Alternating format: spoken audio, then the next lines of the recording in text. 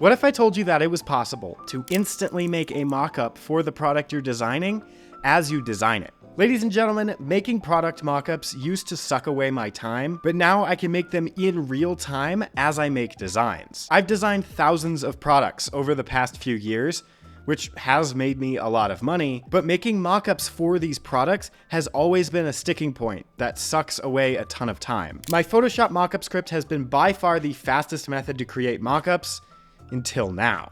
In this video, I'm going to show you exactly how to set everything up so that you can make your designs and mock-ups simultaneously, hopefully saving you hours of work in the process. This is not only way more efficient than my Photoshop mock-up script, but it's also completely free and way easier to set up. This method uses the custom mockups that you can buy online, so you're not stuck using the place-it mockups that'll never get you any sales. Now, for the software, we only need a program called Figma, not Ligma. If you've watched my videos, you'll know that I use Figma to make all of the designs, so now we can make all of the designs and mockups right inside of Figma. It's completely free to use. They're not a sponsor of the channel or anything. It's just by far the best program to use for all things print on demand. So you will need an account if you're going to follow along. You can go to their website to create an account, and then you can decide to download the desktop app, or you can use everything right inside of the browser if you want to. I just like downloading the app since it runs a lot faster. Now with your Figma account set up, you'll need to download the mockups that you want to use. You can use most product mockups for this. The only caveat is that it will only display the design flat. So if you need to do a mug wraparound design or something on an odd-shaped product, then the Photoshop mockup script is still probably going to be your best option. Product mockups where the design can be displayed flat will work best. To find the best-selling mockups, you'll want to look at the product listings that are already selling the type of product that you want to sell on the platform that you want to sell it on.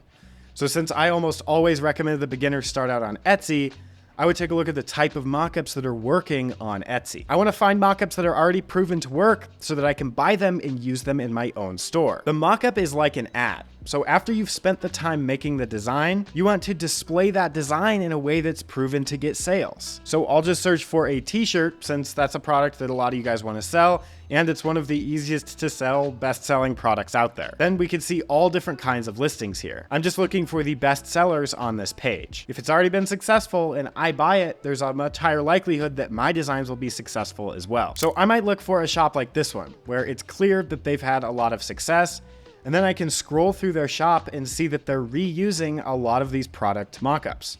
So for example, this dark gray heather mockup gets reused a lot, and that's because it's a high performer for them. So if they're using it over and over, I might look to see if I could buy that same mockup. Now here's another example of a shop that's been fairly successful. And again, if I scroll through their listings, we can see that they're reusing a lot of the same mockups. So they're reusing this dark gray heather one and this heather navy one as well. So I might look into getting those mockups as well. Now some shops will build their entire business off of just one mockup. So this is a relatively new shop that's done almost 4,000 sales. You can see that they're basically just using one mockup for all of their listings, and they've had some level of success doing it. So if they're able to build their entire business off of this one mockup, then I'd probably look into getting it to sell some of my designs. We can then make a reverse search for that type of mockup on Etsy to see if we can buy it. And we can see a bunch of similar designs, and we might even be able to find the exact mockup that that shop was using. So this shop is the exact shop that was selling those mockups that I just looked at. You can see that we could get the same one or very similar ones for $5.40, which is not a lot of money for a proven to convert ad, essentially. It is important to buy it here and not just Photoshop off someone else's design or their watermark, because if you get caught doing that, you can lose your entire shop, which makes all of this work pointless to begin with. But after you've downloaded your mockups, it's time to hop back into Figma so that we can actually get this thing working. Now, once you're in Figma, you'll want to create a new document by just clicking on this little plus icon at the top of the screen. Then before you do anything, you'll want to come up to this top left corner and just click on this drop down next to page 1, and we're going to add a new page. And we could just call this page Mockups. Then we could call page number 1 something like Designs. Now in the Mockups page, this is where I can drag in all of my mockup files. So right here, I have my 3 mockups that I'm going to be using for this example. Then back in the design page, I could get ready to make my first design. Now I have a couple videos covering my 3-step process to come up with infinite designs, so I'd recommend watching those for a more detailed breakdown, but we'll still make a design here in this video. So if you've seen those videos, then this probably looks pretty familiar to you, but this is just a chart with a bunch of different elements that I can use to create my own original designs. So I'm going to use this Cooper font and then this coffee and dachshund shirt to use for my inspiration. So here, I'll just write something out on my creating mat, like I love my, and I can center it, and then maybe we'll add in a graphic. So I'll just open up my icons, and I will add a paw graphic here. Okay, so there we go. Nothing too crazy. It just says I love my dachshund, and it's just a dog shirt. So, you know, people who like their dogs might want to buy this shirt. So there you go. A pretty simple design. It might be able to sell, and more importantly, it'll work good for this example. So all I have to do to make this work for the mockups is to select all of the elements of the design. So the graphics and the text. And then I just have to come up here and click this Create Component button. So I'll click that.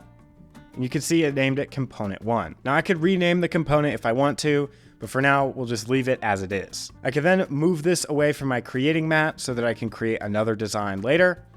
And then I just want to copy it. So I'll just hit Command C since I'm on a Mac. And then I can come over into my mockups page. And in here, I'll just want to Command V to paste it in. Now you can see that I have my design. So it's a black design right here.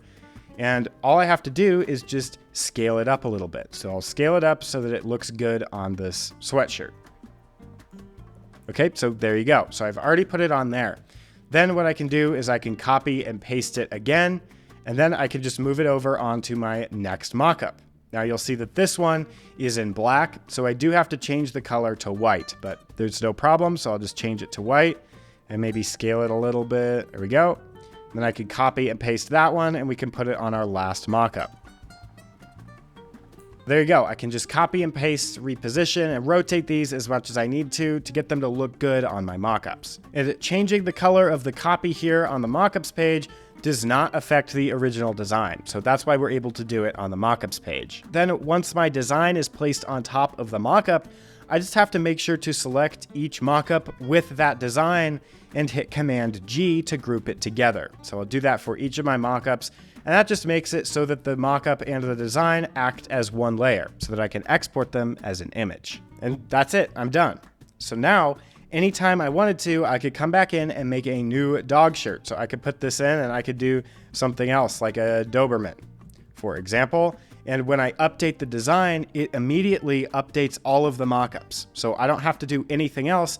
I can click and export this mockup by itself, or I could export all 3 mockups together if I wanted to. I can even do it with more products. So if I wanted to, I could have this ornament and this mug. And then if I go change this design, maybe I want it to say a husky, then I can come back and check, and all of my mockups are immediately updated. This works particularly well if you use my strategy for making product templates, instead of trying to start from scratch every time you make a new design. I can link mugs, ornaments, really any product that I want, as long as the design can be displayed flat. You can see every time that I change a word, it immediately updates all of the mockups, ready to export as soon as the design is done. I hope this helps you as much as it's helped me. It saves you a bunch of time. If you're curious about how to make these design templates, then be sure to watch this video next. And as always,